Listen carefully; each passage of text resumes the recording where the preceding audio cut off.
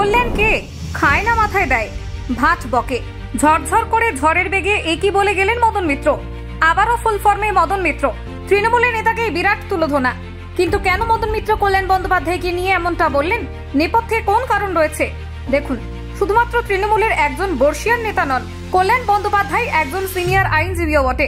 নিয়োগ দুর্নীতি থেকে আরজিকর কাণ্ড, একাধিক গুরুত্বপূর্ণ মামলা লড়েছেন তিনি। সেই কল্যাণের দক্ষতা নিয়ে প্রশ্ন তুললেন তারই দলের বিধায়ক। নেতাদের কাদা ছড়াছড়ি তৃণমূলের অন্দরে নতুন কিছু নয়, তাই বলে পেশাগত দক্ষতা নিয়ে করা মন্তব্যের নজির খুব বেশি নেই। বাংলাকে দেওয়া সাক্ষাৎকারে সরাসরি মদন মিত্র বলেন, ভাট বকে। জীবনে মামলা জিততে পারে না, সব কেস ঘেঁটে দেয়। একজন সাংসদ তথা সিনিয়র আইনজীবী সম্পর্কে এমন মন্তব্য করতে একটু বাধেনি মদন মিত্রের। সম্প্রতি তৃণমূল ছাত্র পরিষদের রাজ্য সভাপতি ত্রিরাঙ্কুর ভট্টাচার্যের যোগ্যতা নিয়ে প্রশ্ন তুলেছিলেন কল্যাণ বন্দ্যোপাধ্যায়। সেই প্রসঙ্গে প্রতিক্রিয়া দিতে গিয়ে মদন মিত্র বলেন, কে কল্যাণ? খায় না মাথায় দেয়। মদনের দাবি, কল্যাণ যতবার কলকাতা হাইকোর্টে দাঁড়িয়েছেন হেরে চুর হয়ে গিয়েছেন। তিনি বলেন, একবার তো এমন হয়েছিল কল্যাণ মামলা লড়ছে বলে মমতা বন্দ্যোপাধ্যায় নিজে গিয়ে বসেছিলেন, তাতেও হেরে গিয়েছিলেন। সিঙ্গুরের সময় মামলা লড়ার ক্ষেত্রে আদালতে গুরুত্বপূর্ণ ভূমিকা নিয়েছিলেন কল্যাণ বন্দ্যোপাধ্যায়, কিন্তু তাতে কল্যাণকে কোনো ক্রেডিট দিতে রাজি নন মদন। প্রশ্ন উঠতেই তিনি বলেন, কোর্টে একটা ট্রেন্ড আছে, বিরোধীরা সিবিআই তদন্ত চাইলে দিয়ে দেয়। আমরা বিরোধী থাকাকালীন আমাদেরও দিত, যেন দল 5 গোলে এগিয়ে আছে, ও গিয়ে পেনাল্টি মেরে বলছে গোল দিলাম। মদনের বক্তব্য, ডাক্তারদের কেসটাও লড়তে গিয়ে প্রায় ডুবিয়ে দিয়েছিলেন কল্যাণ। অন্য উকিল ধরে কোনো রকমে জেতেন চিকিৎসকরা, তারপর জেতা মামলার রেফারেন্স নিয়ে ময়দানে নেমেছেন কল্যাণ। প্রসঙ্গত উল্লেখ্য, মদন মিত্র পশ্চিমবঙ্গের রাজনীতির একজন পরিচিত এবং বিতর্কিত নেতা।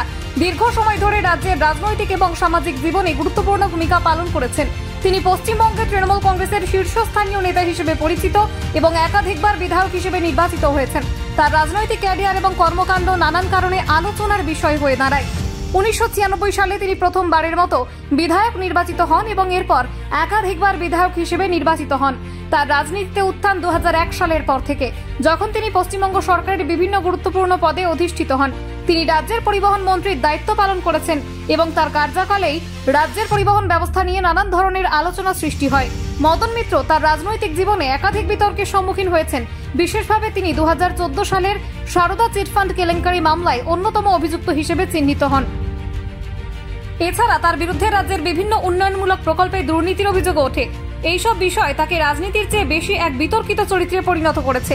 তবে তৃণমূল কংগ্রেসের পক্ষ থেকে তাকে সবসময় সমর্থন করা হয়েছে এবং মদন মিত্রও তার বিরুদ্ধে ওঠা অভিযোগ অস্বীকার করেছেন।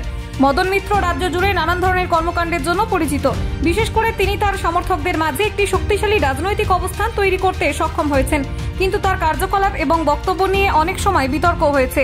তার বিরুদ্ধে ওঠা বিভিন্ন দুর্নীতির অভিযোগ এবং চিটফান্ড কেলেঙ্কারির বিষয়টি তাকে রাজনৈতিক বিরোধীদের দৃষ্টিতে একটি বিতর্কিত চরিত্রে পরিণত করেছে।